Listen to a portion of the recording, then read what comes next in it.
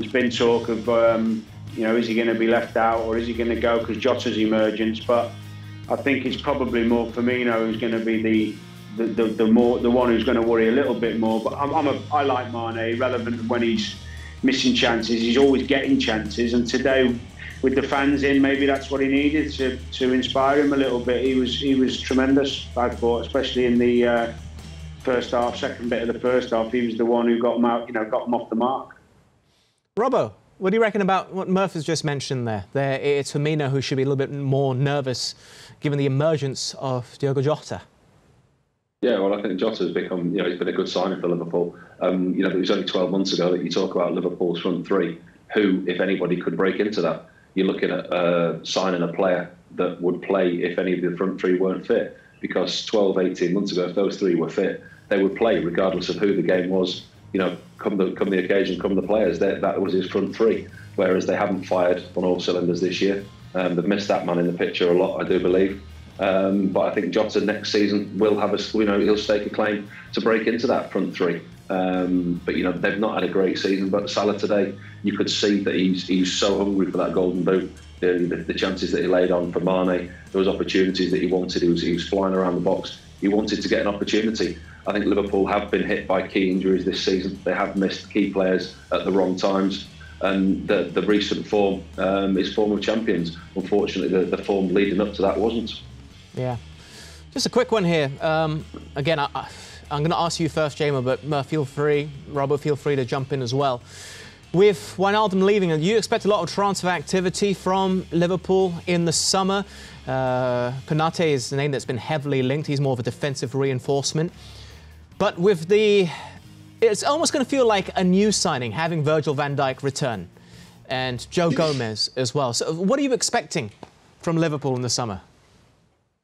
Definitely going to be some movement, but the idea, like Robbo said, them spending sort of mega millions is very unlikely.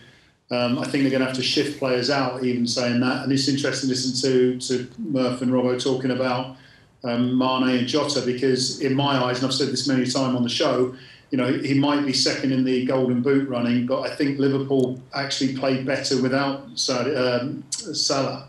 And the opportunity for Liverpool to maybe cash in on Salah, as you say, Jota then naturally fits into that front three. Firmino gets more freedom, arguably. And then Liverpool have a new dynamic up front rather than what seems to be a reliance, or has been a reliance, on Salah's goals.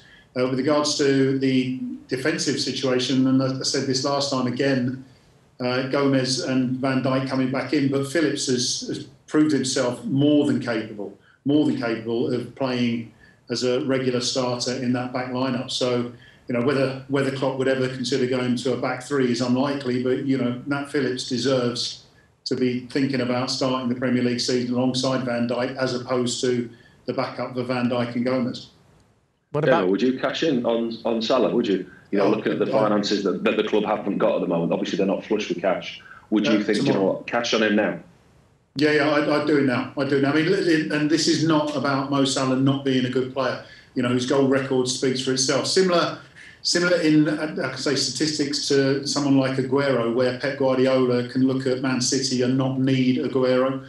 I think that Jurgen Klopp and the way that he's developed this side, you know, Salah has become more of a focal point than that front three that you were talking about from seasons before. Do you know what I mean? I think Liverpool's fluidity is compromised by Salah, even though he's going to score. It's because Liverpool have got such a great side, they can give someone the ball to score. Tottenham's another one, and we were talking before, you know, top goal scorers tend to not win leagues. So I think they could cash in. And Danny, you've got a chance to defend your argument here, but I think they could cash in on him and produce a stronger team. Yeah, I understand your thinking. I think the problem for Liverpool lies in that the goals coming from midfield is pretty small. They're heavily reliant on the front players, unlike City. City got a lot of players who chip in.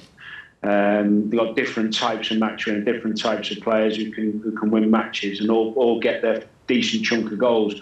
No one in Liverpool's midfield does that enough. So if you were to sell Salah and cash in, my feeling would be that you'd have to bring in a striker who's going to get you some goals and have someone you can rely on to get you goals. But I do understand what you're talking about, the dynamic. But it's one of those situations, a bit like Coutinho. Coutinho wasn't a goal scorer, but when Coutinho was leaving, there was this clamber to say they've got to replace Coutinho. What they actually did is they changed the system and went to three athletic midfield players and just relied on a front three and changed the system a bit.